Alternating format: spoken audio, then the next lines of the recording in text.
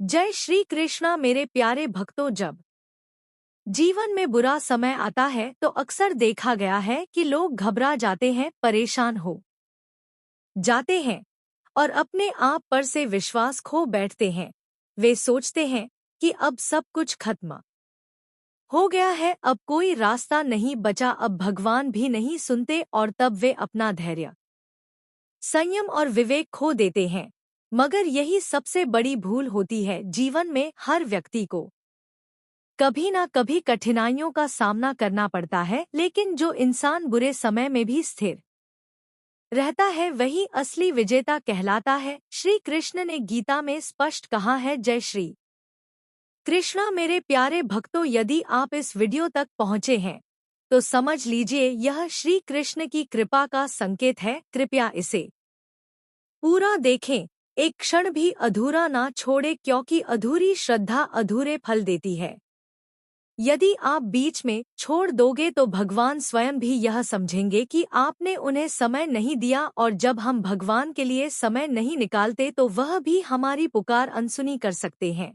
इसलिए दिल से, भाव से और पूर्ण विश्वास के साथ अंत तक जुड़े रहिए, क्योंकि हो सकता है इसी वीडियो में वह संदेश छिपा हो जो आपके जीवन को बदल सकता है। समदुख सुख धीरन सो मृतत्वाय कल्पते, अर्थात जो सुख और दुख दोनों में समान रहता है वही अमरता को प्राप्त करता है। बुरा समय हमें तोड़ने नहीं बल्कि हमें गढ़ने आता है। यह हमारे अंदर छुपे धैर्य, शक्ति और आत्मबल को बाहर निकालने का अवसर होता है। लेकिन जब लोग परेशान होकर अपने आपा खो देते हैं तो वे अपना ही नुकसान करते हैं।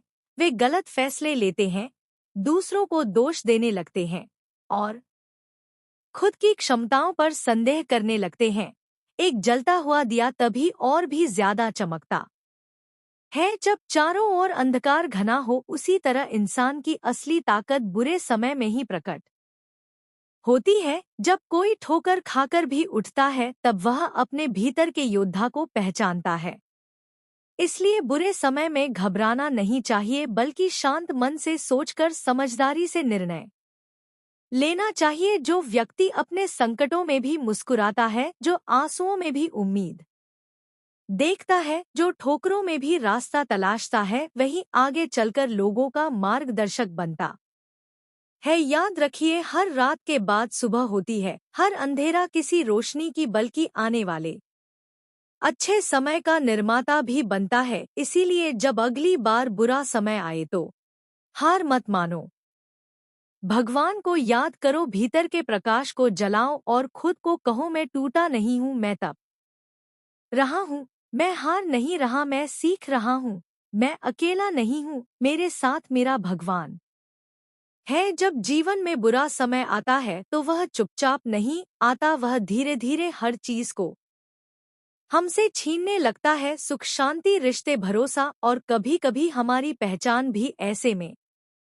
इंसान टूटने लगता है, उसका आत्मबल डगमगाने लगता है और वह सोचने लगता है कि शायद अब कुछ नहीं बचा, अब कोई रास्ता नहीं, अब कोई उम्मीद नहीं। लेकिन यही वह क्षण होता है जहां पर असली परीक्षा शुरू होती है, ना सिर्फ हमारे धैर्य की बल्कि हमारी सोच की, हमारे आत्मविश्वास की और सबसे बढ़कर हमारे ईश्वर पर भरोसे की। क्योंकि जब सब कुछ छीन रहा होता है तब ईश्वर हमें नया कुछ देने की तैयारी कर रहा होता है, लेकिन वह यह देखना चाहता है कि क्या हम उसके ऊपर उतना ही विश्वास रख सकते हैं जितना तब रखते थे जब सब कुछ हमारे अनुकूल था। बहुत से लोग अच्छे समय में तो भगवान जीवन का आधार है। अगर तुम हिम्मत नहीं हारते तो समय भी तुम्हें हार नहीं सकता। बुरे समय में जब चारों ओर निराशा हो, जब अपने भी पराये लगने लगे, जब सब कुछ छूटता सा लगे, तब मनुष्य को सबसे ज्यादा आवश्यकता होती है आत्म मंथन की, आत्म साक्षात्कार की। यही वह समय होता है जब भगवान हमारे पास सबसे निकट होते हैं, मगर हमें दिखते नहीं, क्योंकि हम अपने दुख में इतने खो जाते हैं कि प्रभु की आवाज सुन नहीं पाते। जब श्री कृष्ण अर्जुन के सामने खड़े थे तो भी अर्जुन को शुरुआत में उनका दिव्य रूप नहीं दिखा, क्योंकि वह मोह और शोक से घिरा हुआ था। उसी प्रकार जब हम बुरे समय में फंसते हैं तो हम अपने अंदर के श्री कृष्ण को सुन नहीं पाते, मगर जो अपने भीतर की आवाज को सुन पाता है वह जान जाता है कि बुरा समय सिर्फ एक पाठशाला है जहां हर आंसू एक अध्याय है और हर दर्द एक शिक्षक। समझने की बात यह है कि बुरा समय ना कोई श्राप है ना कोई सजा, यह तो एक संकेत है जो हमें बताता है कि अब बदलाव का समय आ गया है, या हमें उन चीजों से दूर करता है जो हमें कमजोर बनाती हैं और उन गुणों के करीब लाता है जो हमें मजबूत बनाते हैं। जैसे सोना आग में तप कर ही कुंदन बनता है, वैसे ही इंसान बुरे समय में तप कर ही निखरता है। अगर इंसान उस समय घबराकर अपना संयम खो दे, दूसरों को दोष देने लगे या आत्महत्या जैसे रास्तों की ओर बढ़ जाए तो यह उसकी हार नहीं बल्कि उसकी आत्मज्ञान की कमी है। इसलिए ऐसे समय में जरूरी है कि मन को साधा जाए, सांसों पर नियंत्रण रखा जाए और हर सुबह प्रभु से यह प्रार्थना की जाए है, प्रभु मुझे शक्ति दो कि मैं हर परिस्थिति में खुद को संभाल सकूं, चाहे समय मेरा साथ दे या नहीं। मैं अपने आत्मबल का साथ ना छोड़ूं, क्योंकि अंत में जीत उसी की होती है जो गिरकर भी उठता है, जो बिखर कर भी जुड़ता है और जो रोकर भी मुस्कुराना नहीं भूलता। जीवन कोई सरल यात्रा नहीं है, यह एक युद्ध है और हर बुरा समय एक युद्ध भूमि है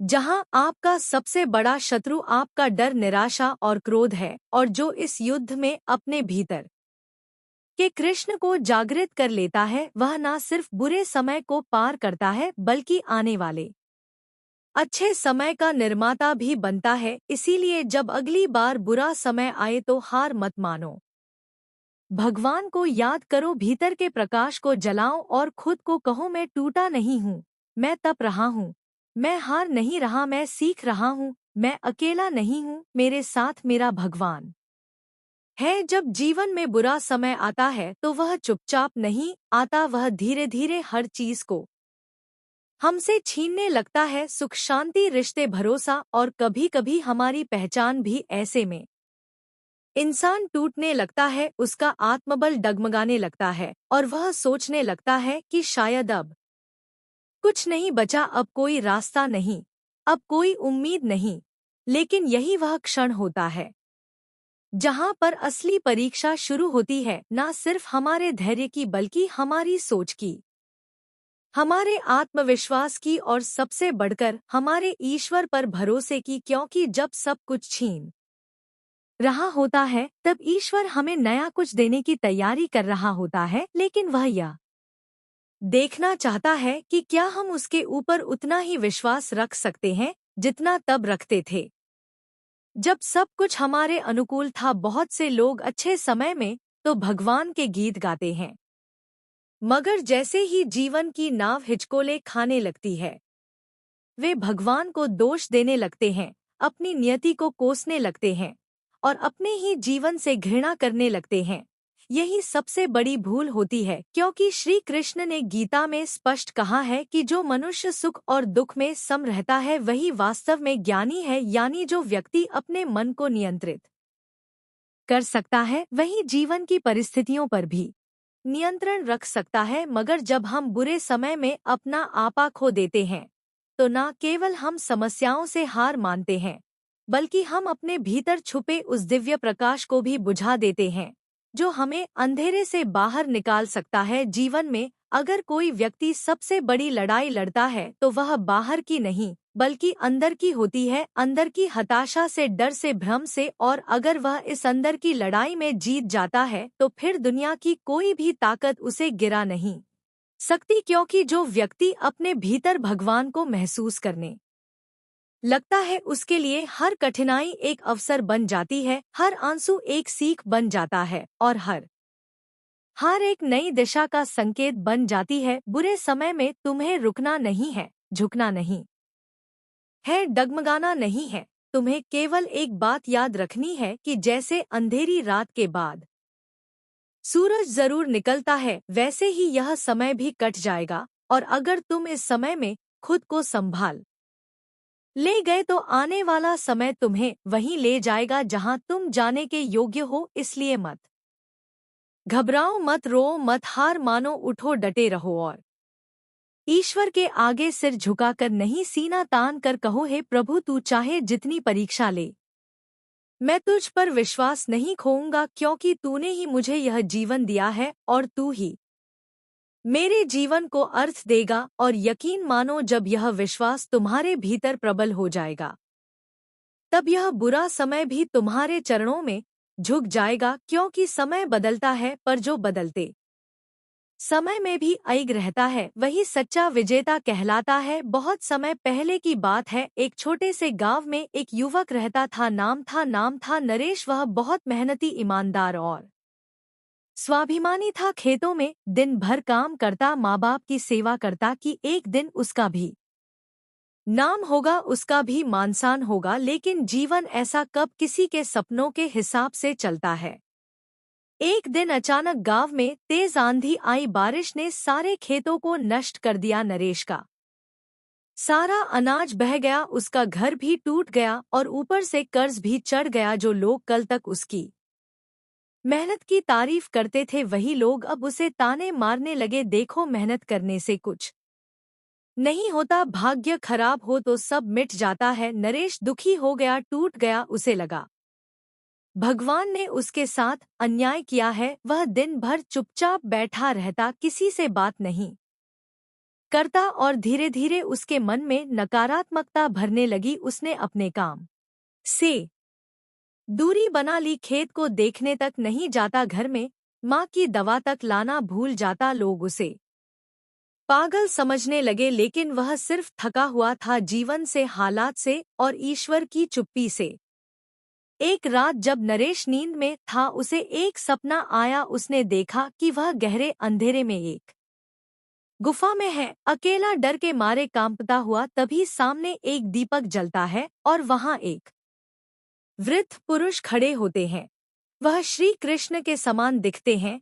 वह मुस्कुराते हुए कहते हैं, नरेश, तू इस अंधेरे से घबरा गया, लेकिन क्या तूने एक बार भी दीपक जलाने की कोशिश कि तू क्यों भूल गया कि अंधेरा कोई वस्तु नहीं, सिर्फ प्रकाश की अनुपस्थिति है। तू जीवन की घटनाओं को देखकर ईश्वर से नाराज हो गया, लेकिन क्या तूने यह सोचा कि ईश्वर ने तुझसे कुछ छीना नहीं, बल्कि तुझे कुछ दिखाया है। तू केवल बाहर टूट रहा है, लेकिन तेरे भीतर एक ऐसी शक्ति है जो इस विपत्ति को भी वरदान बना सकती है। नरेश ने डरते डरते पूछा, लेकिन मैं क्या करूं प्रभु? श्री कृष्ण ने कहा, तू फिर से अपने खेत पर जा, तू फिर से अपने खेत पर जा, तू फिर से उस मिट्टी को छू और देखना, वह मिट्टी तुझसे पहले ही कहेगी कि मैं अब भी तेरी हूँ। बुरे समय में जो घबरा जाते हैं वे समय के साथ मिट जाते हैं, लेकिन जो डट कर खड़े हो जाते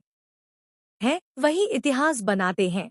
अगली सुबह नरेश की आंख खुली तो वह चौंक गया। सपना था या कोई दिव्य अनुभूति वह तय नहीं कर पाया, लेकिन उसका मन अब स्थिर था। उसने माँ के लिए सबसे पहले दवा मंगवाई, घर को थोड़ा थोड़ा साफ किया और फिर खेत पर गया।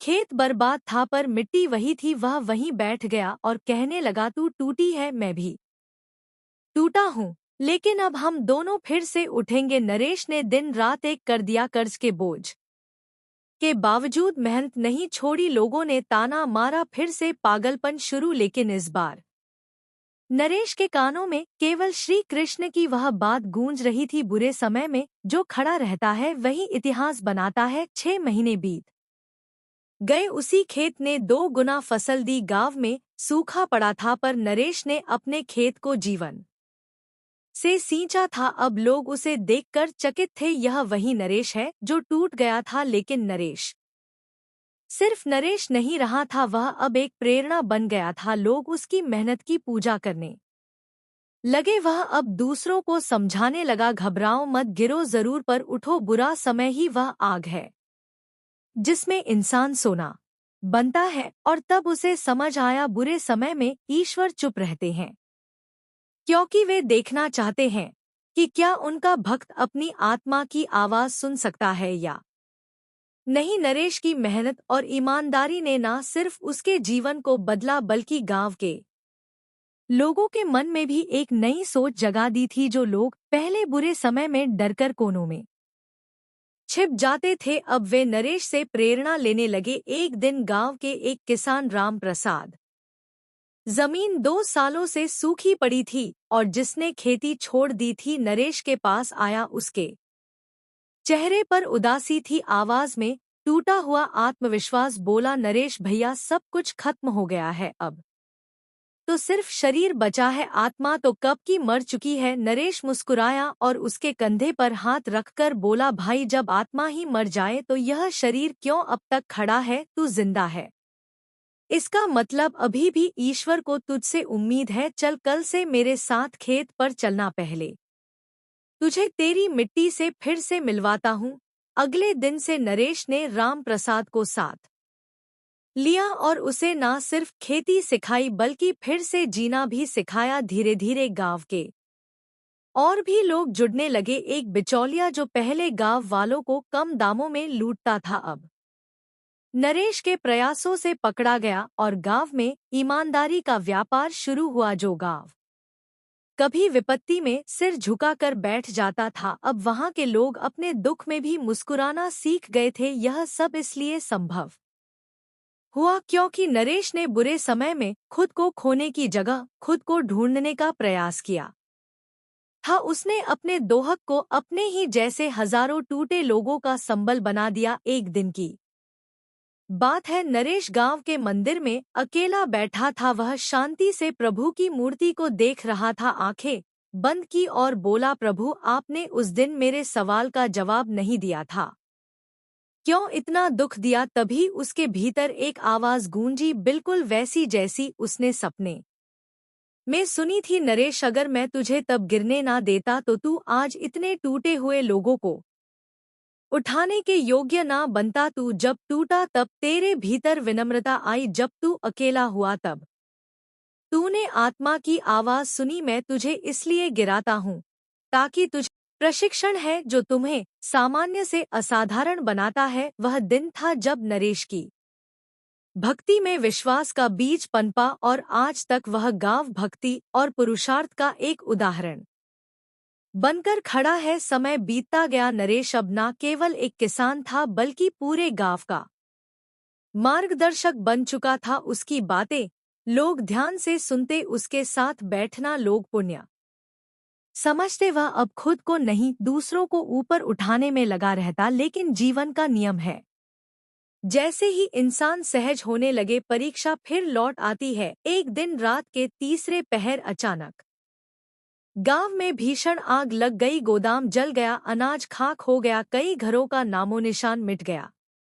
लोगों की आंखों में वही पुराना डर लौट आया। अब क्या होगा? गांव के लोग फिर से हिलने लगे, कई लोग फिर से हिलने लगे, कई लोग शहर भागने की योजना बनाने लगे। सबकी नजरें एक बार फिर नरेश की ओर थी, जैसे वह भगवान हो जो चमत्कार कर देगा। लेकिन इस बार नरेश के पास कोई खेत नहीं बचा था, कोई संसाधन नहीं थे, बस विश्वास था। वही विश्वास जो कभी उसने खुद के लिए जिया था। नरेश गांव के चौराहे पर खड़ा हुआ और बोला, सुनो भाइयों और बहनों, आज हम फिर उसी मोड़ पर हैं जहां से मैंने खुद को उठाया था। मैंने उस समय अकेले शुरुआत की थी, आज तुम सब मेरे साथ हो। अगर हम एक साथ खड़े हो जाएं तो यह राख भी हमारे लिए खाद बन सकती है। यह सुनकर गांव के कुछ वृद्ध लोग बोले, नरेश बेटा, अब तो तू भी टूट गया होगा, इतनी मेहनत की थी तूने। नरेश मुस्कुराया और बोला, मैं नहीं टूटा, मैंने अपनी जड़ों को देखा है। एक बीज जब जमीन में दबता है तो वह सोचता है कि अब अंत है, लेकिन वही उसका जन्म होता है। हम अभी बीज की तरह हैं, गहरा दबे हैं, पर यही समय हमारी जड़ें मजबूत करेगा। गांव के लोगों में हिम्मत लौटने लगी। इस बार नरेश ने अकेले नहीं, पूरे गांव को एकजुट करके फिर से निर्माण शुरू किया। बांस की झोपड़ियां बनाई, अस्थायी अन्न भंडारण की व्यवस्था की, बच्चों के लिए गांव के मंदिर में पढ़ाई शुरू करवाई और हर घर में एक दीपक जलाकर कहा, यह अंधेरा हमेशा नहीं रहेगा। एक रात नरेश मंदिर में बैठा था उसी दीपक के सामने जिसकी लौ बुझने को थी। वह थक चुका था, शरीर जवाब देने लगा था, लेकिन मन अभी भी अडिग था। उसने आंखें मूंदकर श्री कृष्ण को याद किया, प्रभु इस बार भी आप मौन है, लेकिन मुझे शिकायत नहीं क्योंकि मैं जानता हूँ आप साथ हैं। उसी क्षण मंदिर में हवा चलने लगी, दीपक की लौ फिर से जल उठी और नरेश ने अनुभव किया जैसे उसके सिर पर किसी अदृश्य हाथ ने स्पर्श किया हो। उसके भीतर से एक दिव्य शक्ति फूट पड़ी। उसे थकान नहीं रही, उसे डर नहीं रहा। अगले दिन से उसने गांव के लिए फिर से अपने शरीर और आत्मा दोनों को समर्पित कर दिया। कुछ महीनों में गांव ने पहले से बेहतर रूप ले लिया। अब यह सिर्फ एक गांव नहीं था, यह एक विचार बन गया था, एक प्रतीक की कोई भी परिस्थिति इतनी तुम्हें ताकत बनकर मिलता है। उस दिन उस युवक ने अपने जीवन की सबसे सच्ची सीख पाई। बुरा समय आएगा, बार बार आएगा, लेकिन तुम अपने आप को मत खोना। जो बुरे समय में खुद को पहचान लेता है वही सच्चा साधक है, वही सच्चा योद्धा है और वही सच्चा भक्त है। नरेश अब बूढ़ा हो चुका था, शरीर दुर्बल हो चला था, पर आत्मा की ज्वाला आज भी उतनी ही प्रखर थी जितनी उस दिन जब उसने पहली बार अपनी टूटी मिट्टी को फिर से जोता था। उसकी आंखें धुंधली हो चुकी थी, लेकिन उसका दृष्टिकोण गांव को अंधेरे से रोशनी की ओर ले जाने वाला प्रकाश बन गया था। एक दिन की बात है, नरेश चुपचाप एक पीपल के नीचे बैठा हुआ था। गांव के बच्चों को अपनी कहानी सुना रहा था। उसने कहा, बेटा यह मत देखो कि समय कैसा है, यह देखो कि तुम उसमें कैसे हो। समय तो बदलता रहता है, लेकिन अगर तुम स्थिर हो जाओ तो बुरा समय खुद हिल जाएगा। उसके शब्दों में अब अनुभव की जड़ता और तपस्या की मिठास थी। और फिर एक शाम शांत हवा के बीच नरेश ने आंखें मूंदी और बस इतना कहा, अब मुझे विश्राम चाहिए, लेकिन मेरी मिट्टी जागी रहे। वह चला गया, लेकिन वह गांव अब नरेश नहीं बल्कि नरेश की भावना से जीने लगा। गांव के लोग उसकी समाधि पर दीपक जलाते, उसकी कही हर बात को जीवन मंत्र मानते। उसका नाम अब सिर्फ इंसान का नहीं, एक आदर्श का बन चुका था। समय बीता और वह गांव जो कभी बुरे समय में रोया करता था, अब संकट को अवसर में बदलना सीख चुका था। गांव के युवा जब नौकरी के लिए शहर जाते तो नरेश की समाधि पर माथा टेकते और कहते, हम हार मानने वालों में नहीं है, हम नरेश के गांव से हैं। हर वर्ष नरेश की पुण्यतिथि पर एक बड़ी सभा होती, जहां दूर दूर से लोग आते और गांव वालों से पूछते, यह सब कैसे संभव हुआ। गांव का एक वृद्ध उत्तर देता, क्योंकि एक आदमी ने यह मान लिया था कि बुरे समय में घबराना नहीं है बल्कि गरज बनकर गर्जना है। गांव अब आध्यात्मिक तीर्थ बन गया। लोग यहां आत्मबल पाने आते, यहाँ की मिट्टी अपने में विश्वास भरती थी। नरेश अब शरीर से नहीं विचारों से जीवित था, और यही सच्चा जीवन है जो एक शरीर के बाद भी दूसरों के जीवन को बदल दे। एक दिन एक साधु उस गांव में आया। उसने नरेश की समाधि के आगे ध्यान लगाया। ध्यान में उसने एक दिव्य अनुभव किया। श्री कृष्ण स्वयं प्रकट हुए और बोले, यह वही व्यक्ति है जो मेरे कर्म योग का सच्चा अनुयायी था। इसने मुझसे कुछ मांगा नहीं, बस कर्म करता रहा। जब इसके पास कुछ नहीं था तब भी यह दूसरों को देता रहा। नरेश मेरे उन भक्तों में है जो मंदिर नहीं बनाते पर समाज को मंदिर बना देते हैं। वह जिसने लोगों को आत्मबल दिया, वही मेरा सच्चा स्वरूप है। तुम लोग श्री कृष्ण की मूर्ति देखते हो, लेकिन जो विपत्ति में भी अपने धर्म पर अडिग रहे वही कृष्ण है। साधु ने आंखें खोली और बोला, यह समाधि नहीं, यह एक दरवाजा है उस जीवन की ओर जो हम सब जी सकते हैं, अगर हम हर बुरे समय में घबराना छोड़ दें और विश्वास करना शुरू करें। आज भी उस गांव के स्कूल में एक दीवार पर लिखा है, जब समय बुरा हो तो उसे अपना गुरु मानो, जब रास्ता ना दिखे तो अपना हौसला ही दीपक बना लो, और जब सब साथ छोड़ दे तो समझो ईश्वर तुम्हें अपनी तरफ खींच रहे हैं। हर पीढ़ी के बच्चों को नरेश की कथा पढ़ाई जाती है। यह कोई पुरानी कहानी नहीं, यह हर उस इंसान की कहानी है जो टूटा है, थका है, पर अब भी कहीं भीतर से लड़ना चाहता है। यह कथा बताती है बुरे समय से बाहर निकलने के लिए चमत्कार की नहीं, आत्मविश्वास और कर्म की जरूरत होती है। नरेश की मृत्यु को कई वर्ष बीत चुके थे, पर उसका नाम आज भी जीवित था, जुबानों पर नहीं, कर्मों में। उसके द्वारा सिखाया गया एक एक पाठ अब गांव के लोगों के खून में बस चुका था। एक छोटा सा आश्रम जो कभी मिट्टी से बना था, अब नरेश विचारधाम के नाम से देश भर में प्रसिद्ध हो चुका था। वहां बच्चे न सिर्फ पढ़ते बल्कि जीवन जीने की कला सीखते। लोग कहते यह कोई साधारण आश्रम नहीं, यह सोच को संवारने की भूमि है। इस विचारधाम में प्रवेश करते समय एक बड़ा पत्थर पड़ा था जिस पर उकेरे गए थे नरेश के अंतिम शब्द। अगर समय तुम्हें रुलाता है तो समझो वह तुम्हारे भीतर की शक्ति को जगाने आया है। हर आने वाला व्यक्ति पहले उस पत्थर को छूता, फिर नमन करता, और यही वह स्थान बन गया जहां लोग रोने नहीं खुद को खोजने आते थे। एक दिन एक युवक अमित उस विचारधाम में आया।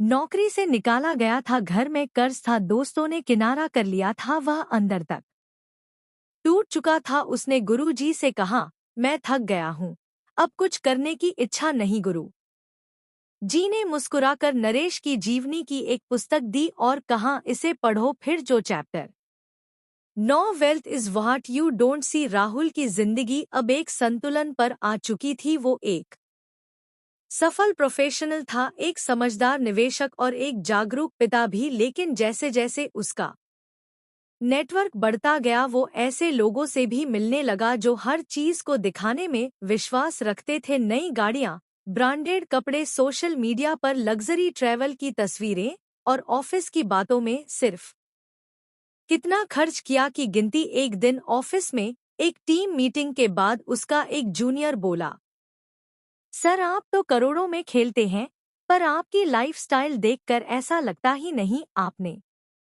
कोई बड़ी कार क्यों नहीं ली। अभी तक यह सवाल राहुल को चुरा नहीं, लेकिन सोचने पर मजबूर जरूर कर गया। राहुल ने उस रात घर आकर अपनी जिंदगी के पिछले 10 वर्षों की डायरी पढ़नी शुरू की। उसे याद आया वो समय जब उसका बैंक बैलेंस हमेशा खाली रहता था, क्रेडिट कार्ड पर कर्ज लदा रहता था, और हर महीने के अंत में खुद से सवाल होता था, अब अगले महीने का किराया कैसे दूं। फिर उसने देखा कि कैसे उसने धीरे धीरे सेविंग्स की आदत डाली, खर्चों को कंट्रोल किया। और बेशक करने आता है, बस टिके रहना, शांति से, संयम से, बाकी मैं संभाल लूंगा। उस पत्र ने असंख्य टूटे दिलों को जोड़ा और नरेश विचार अब भारत के गांव गांव में सुनाया जाने लगा। अब नरेश का नाम सिर्फ एक गांव या राज्य में नहीं, देश के कई कोनों में सम्मान से लिया जाने लगा था। गांव की मिट्टी अब विदेशों तक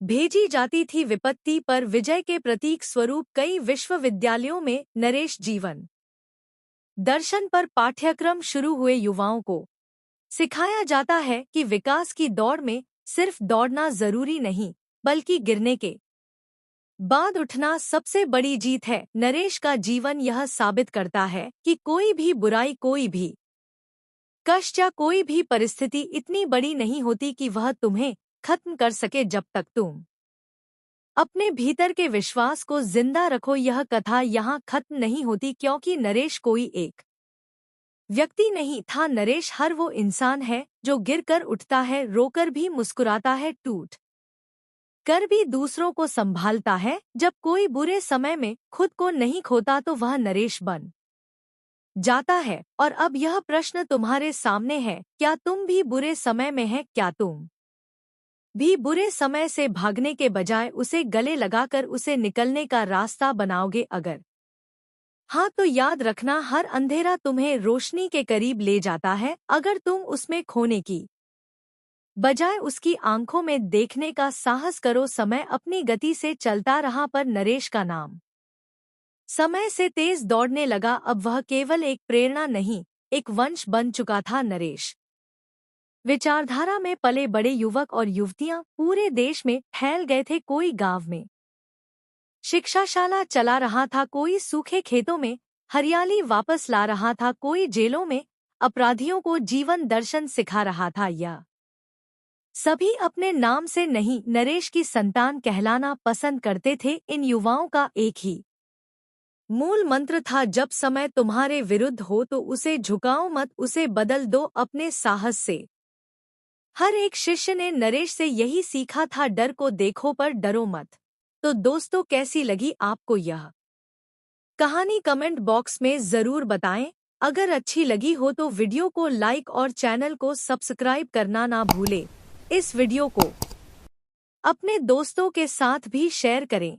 कमेंट बॉक्स में लिखिए जय श्री राधे कृष्णा। तो मिलते हैं अगले वीडियो में, तब तक के लिए आप अपना ख्याल रखें। धन्यवाद।